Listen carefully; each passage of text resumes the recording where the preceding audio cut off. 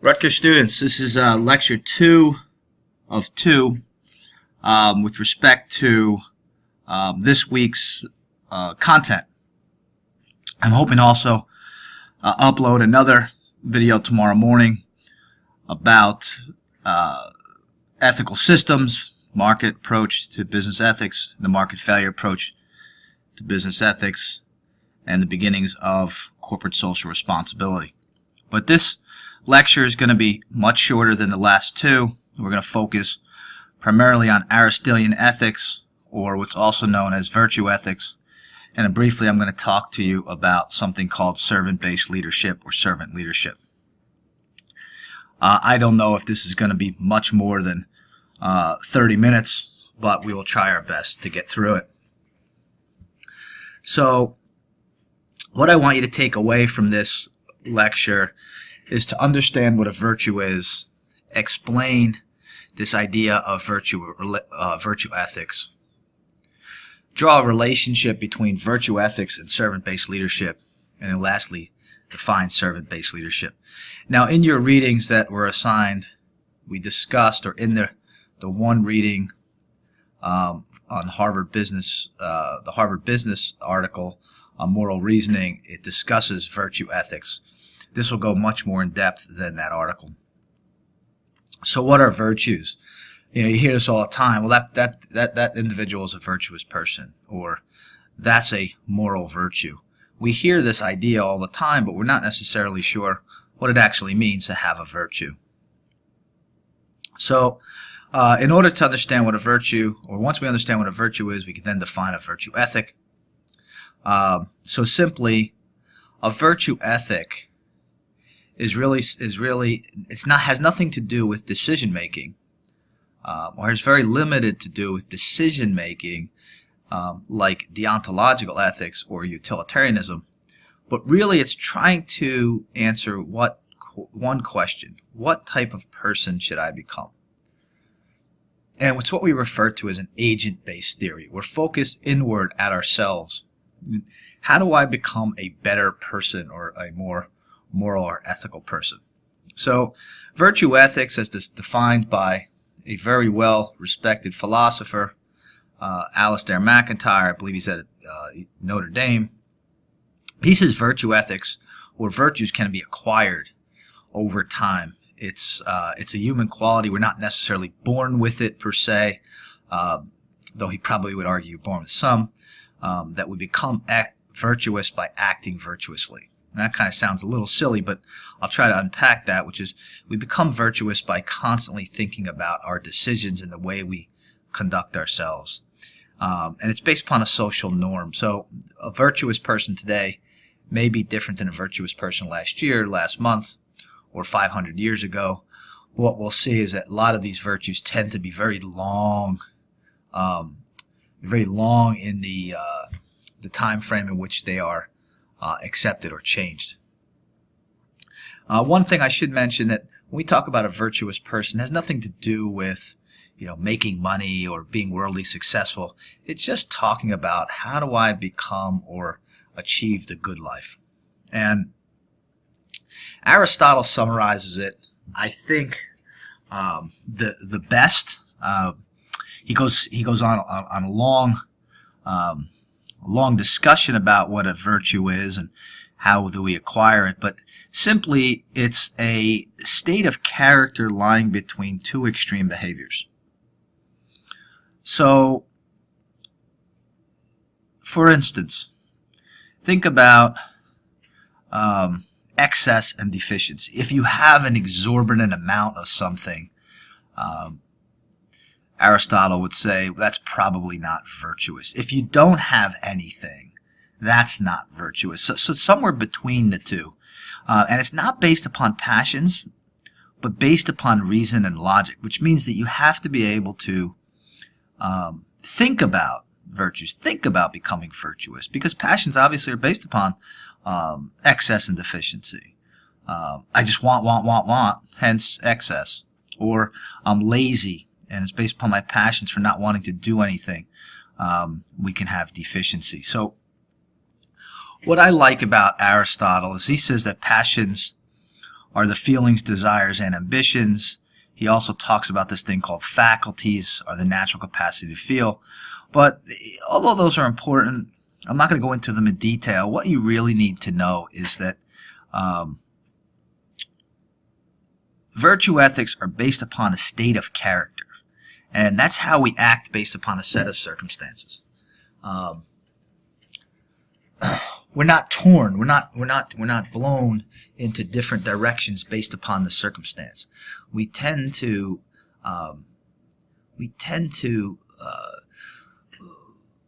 act based upon a mean between two extremes. And maybe this will summarize it for you. It's what he refers to as the golden mean. And the golden mean is an act or an action that is the average of the high and the low of an action. There's a couple examples that I tend to use: courage, generosity, and contentment. So for instance, what is courage? Well, courage is really the mean between the rash person, that person that wants to go out and fight everybody and take on battles, and cowardice, the person that will not fight or stand up for themselves or anybody else. And courage is something, if you think about it, throughout history, has always been something that societies have appreciated. Generosity, the same. Now, what does generosity mean? Generosity doesn't mean a person that's constantly giving of their resources to the extent that they have none, right? So they're not being wasteful, and they're not being stingy. A generous person is someone that shares their means with others, yet at the same time does not put themselves in a place of need. And then contentment, it's the mean between a depressed person and an elated person. So if you think back, and I'm going to ask you to pause for a second, but if you think back to everybody think about the people that in your life that you've just said something about that person is fabulous. What is it? Why makes this individual so interesting that I want to be around them, or I want to be like them? And I bet you, if you think about that individual, you're going to find something of real virtue. So pause for a second and think about it, and then I'm going to come back and tell you two stories of people that I've worked with in the business world, particularly the banking world, that I thought really helps reinforce what is not a virtue, and then we can further impact what is a virtue. So take a few minutes, and I'll be right back. So hopefully you had a chance to think about that a little bit, and think back through somebody, a leader, friend, colleague, that you just want to be around many times. You typically find in the long term, right? We always find that individual that we want to be around in the short term. But in the long term, people that you want to be around, you want to be like, we typically associate those with virtues. And now that you understand what a virtue is, using the golden mean, it's an action between two extreme behaviors. I want to reinforce this. I give this again with many of my undergrad as well as graduate students, because it was something for me as a young professional in the industry that I remember to this day like it was yesterday. It was I was in investment banking, coming out of graduate school, and I was working. I was asked to work as I was a associate. I was asked to come in on the weekends, which we normally all do. And on this weekend, one of the managing directors said to me, very aggressive guy, on Friday, he said, "Young," last name obviously Young, "make sure you are here on Saturday, and make sure all the analysts are here. Make sure you guys get here at 7 o'clock because I'll be here bright and early, and we have a lot of work to get done." So I said, "Okay, I'll be here on Saturday."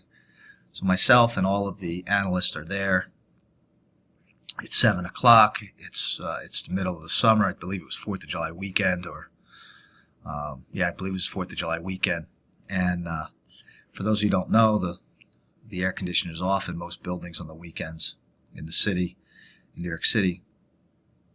And 7 o'clock comes, and we're all there. 7:30, 8, 8:30, 9, 9:30. Nobody calls. Nobody comes in. And we're there till about 10:30 or 11 o'clock, and I get a phone call from this managing director, and he's screaming at me on the phone. And he says, "Whatever you do, do not leave. Need you guys. I'll be in 10 minutes." So we wait around. 10 minutes goes by, 20 minutes goes by, an hour goes by. He comes into the office, he kicks the garbage, throws papers around, goes into his office, and then yells to me, "Young, get in here." I get in there. He says, "Get all the analysts and put them into the fishbowl," which was a big room that we had where we all met.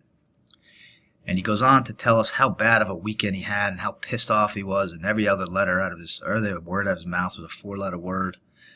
And he tells us that one woman threw up on his rug over the weekend at his house in the Hamptons and destroyed a $50,000 rug.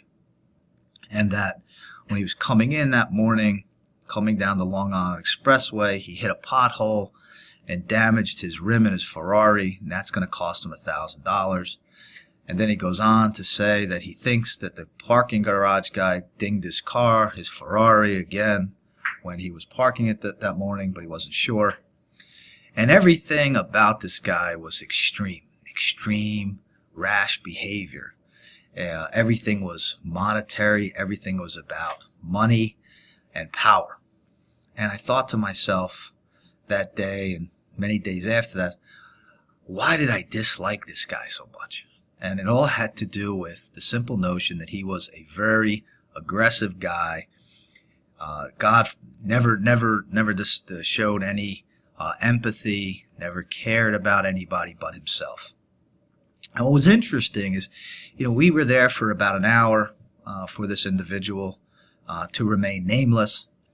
And then an hour later, an hour and a half later, I guess about 1 o'clock or so, we all grabbed lunch, real quick lunch. We get back in, and I get another phone call. We're about to walk out the door, and I get another phone call from an individual, another managing director. And he calls me. I could barely hear him on his phone. He says, "Chris, make sure all the analysts stay. I have a project we need to get done. It's not going to take too long. I'll try to get you guys out of there as soon as possible." But his voice was so hesitant that I had to ask him 5 or 6 times what he was saying. So he shows up. He walks in the office. Luckily, I get a chance to see him walk in the office because I didn't hear him walk in. Contrary to the other guy, that he's extremely quiet.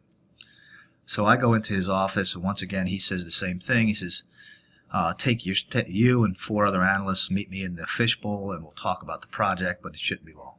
We go into the fishbowl, and after about 2 minutes, the guy takes a pause, and he starts weeping in front of all of his staff. He starts crying continuously, telling us how bad of a life he has, that his wife is about to leave him, and she's leaving him for her trainer. He also goes on to say that he didn't get the bonus that he deserved this year, and she's going to take him for all his money, and instead of getting a $500,000 bonus, he got a $125,000 bonus, and he's crying in front of all of these staff who are there making probably 1/10 of the income this individual's making. And I guess the point of the story is most people, including myself, disliked this individual as well. We called him Eeyore because he was always crying. He was always in a state of depression. He was always in a state of absolute despair. And I look back on this, I always remember this because it was like yesterday. In the morning, we're dealing with the extreme rash behavior, the person that's, probably is always looking to fight somebody. And then in the afternoon, we had the individual who's extremely smart, I have to add. Probably one of the brightest people I've ever met. But he was always in a state of depression or always in a state of defeat. And I look back and I'm thinking, why did I dislike these people so much? And for years I was always asking that. And I realized that neither one of them were displaying signs of virtue, at least in this context. And then I look back and I remember some of the people that were really good managers, people that I really enjoyed being around. And one individual, again, somebody that remained nameless, But one individual I worked for, I had the opportunity to be a CFO for a company. He was one of the most kind people, yet at the same time he can be very hard. He would never change. He would never fly off the handle. He wasn't a pushover, but at the same time he also wasn't extremely aggressive. He was always fair. And what I liked about this person, we call him Bill. Bill was always middle of the road when it came to things like giving. Yes, he was generous. He wasn't stingy. Definitely wasn't the person who was wasteful. When it came to things like sales and working with clients, he would never be dishonest. Yet at the same time, he wouldn't give away the store. Everything he did was based upon the golden mean. And what I liked about Bill is he always was trying to improve. And that's the kind of hallmark of virtue ethics, is have a golden mean, or try to achieve a golden mean. Try to achieve a behavioral pattern that doesn't change based upon your passions, doesn't change necessarily, or doesn't change dramatically based upon circumstance. But what I also like about virtue ethics, in order to be virtuous, and Bill is no different, you have to constantly work on being virtuous. We have to constantly seek that middle ground. And it's not just Aristotle that talks about virtue as the middle ground, but you look at a lot of others. Buddha talks about this idea of the middle ground. A lot of the historical Jewish philosophers talked about it. A lot of the Muslim philosophers, Confucius talked about it. Christ discusses it, or Christ talks about it in the New Testament. I mean, you name it, there's a lot of different figures throughout all different cultures and religions that suggest that this concept of the middle way is probably the most virtuous. And for me, it really comes down to balance between two extremes. And we typically like companies that balance between two extremes. We typically like leaders who are balanced between two extremes, friends, colleagues, etc., etc. And this brings us up to servant-based leadership. Now, we don't go into a great deal about servant-based leadership. We have leadership courses here, but I just wanted to touch upon it because it is an ethical leadership approach, and it is grounded in virtue ethics. And it's kind of counter to what we've learned in leadership. Many times we're trained from a very young age is that a leader is somebody who takes charge, somebody who takes over the situation, somebody who is, perhaps a bit authoritative. And, this idea of servant-based leadership, which comes from this gentleman, Robert Greenleaf, it's just the opposite. It's an approach that says, wait a second, leaders aren't here to take ownership and have people report to them. And, it's not a power relationship. It's a servant relationship. And a servant leader is somebody who serves first and leads second, right? And you lead only because nobody else has stepped up to lead, or because the group has chosen you. One thing I should mention, I didn't give you anything to read about this. This is just for you here in this lecture. I am going to ask you, however, to think about servant-based leadership when we get to your case analysis at the very last class. So again, getting back to the lecture, it's an ethical leadership style based upon sincerity and truth. Sincerity and truth both being virtues. Now, it's not a leadership. Many times, it's not in your leadership texts. It's an approach to leadership development, and it emphasizes stewardship. Really, when we say stewardship, it emphasizes somebody being a real owner of the human, financial, and other resources under their control. So we really have to care about our resources. We really have to care about our people and the monetary resources that are under our guise, and also other resources. And the others, it's you serve others first, right? You serve. The point here is to serve. If you serve others and help them achieve their goals, in essence, they'll help you achieve your goals. It also sounds a little bit like Dale Carnegie, and we'll talk about him in a second. So I always, when I talk about this, many times, more so with executives, people who've been in the work environment for a number of years, I talk about this concept of servant-based leadership, and I typically get, many times, not all the time, but I get these blank stares, like, "Are you kidding me? There's no way in the world this can work."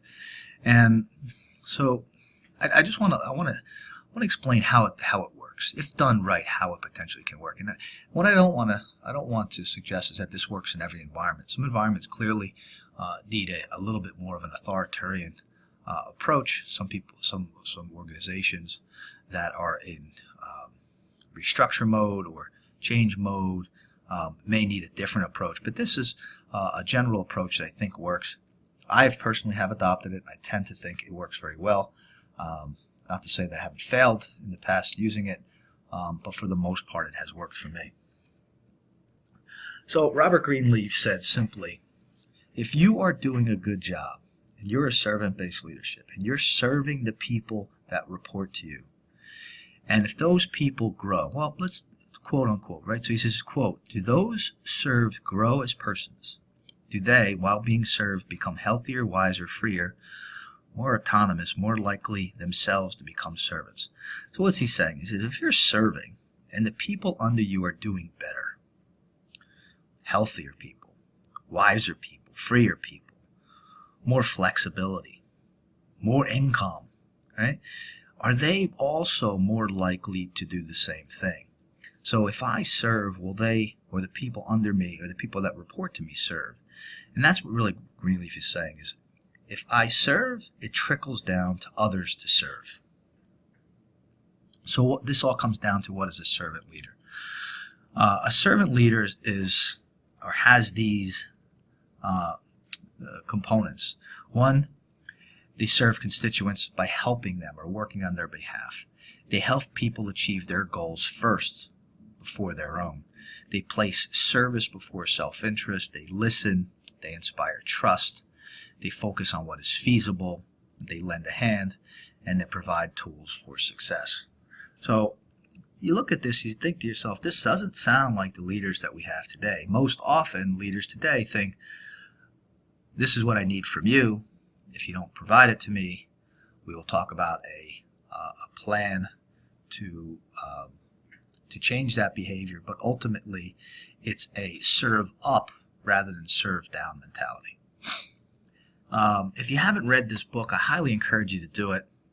When I first started reading Greenleaf and servant-based leadership, it reminded me of a book I read probably when I was in college in 1990s. It was How to Win Friends and Influence People.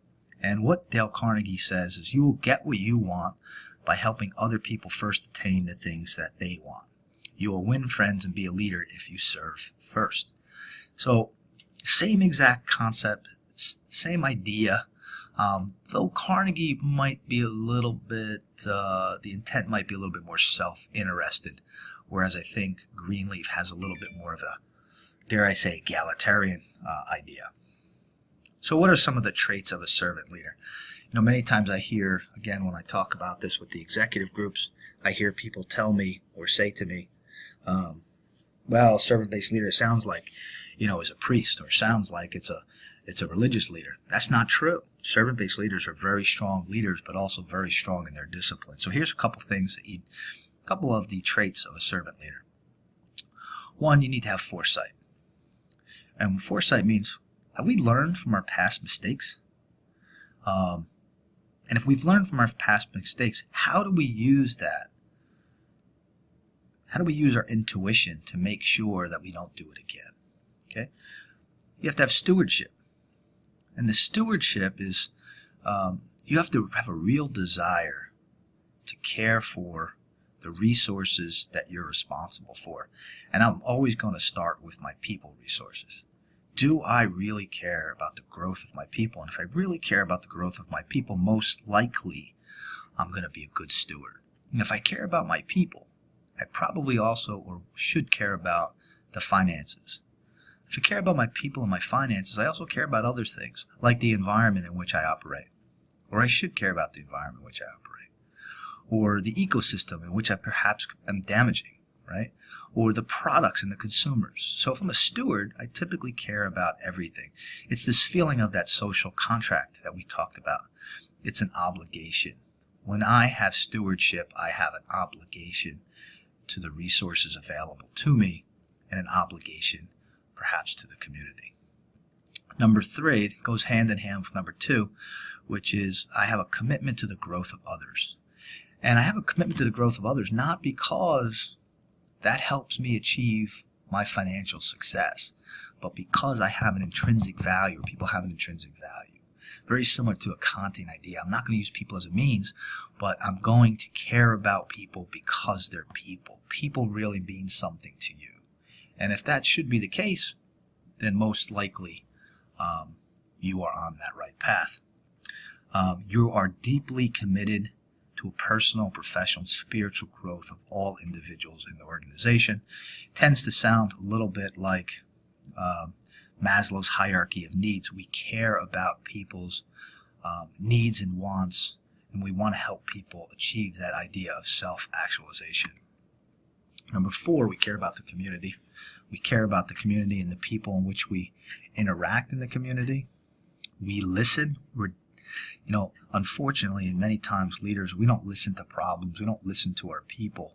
We tend to tell our people what they should do rather than listening up. So servant-based leaders have a real care, again, about their people, and so they have a deep commitment to listening. They have empathy. They put themselves in the positions of their employees. They try to understand their employees' point of view, their employees' perspective. Number 7, they are responsible for healing a company. Now, what does this mean, healing? I know when I first read it, I was a little confused. I'm not a priest. I'm not a religious leader. I'm not an imam. I'm not going to have the opportunity to do some of these things. But Greenleaf says you can. When we talk about healing, what I like about it, I always think about some of the great leaders that I think embody servant-based leadership. And I look to people like Martin Luther King. And, did he heal? Well, he didn't heal in the sense that he was physically healing people, but was he healing communities? Here's a guy that was serving his people first. From his serving, people elected him, not formally elected him, but they chose him to help out, drive the cause, or drive the change in civil rights, particularly in the South of the United States. And from his actions, he helped people heal. He helped communities heal. And many times we do that as servant leaders. Is we're trying to help groups. If we're doing it right, we can potentially help groups heal. I did this a few times in the work environment, unknowing to me. I'll give you a real quick example. We had I was managing a group of people on a shop floor very early in my career, and we had 2 individuals who worked on the shop floor together, male and female, and they were married, and they were going through a divorce. And they were going through a divorce because the husband was having an affair with another female on the floor who has since left the company. But you could think about this shop floor with about 50 people. Some people choose the man's side, some people choose the female side, and it created a great deal of problems inside of that organization. So we had to get involved. I had to get involved, and the way we approached it, the way we tried to fix this issue is neither one of the husband or wife had the means to hire a mediator. The firm hired the mediator on their behalf. We figured out they were going to move to a divorce nonetheless. That was done. So we hired a mediator to assist.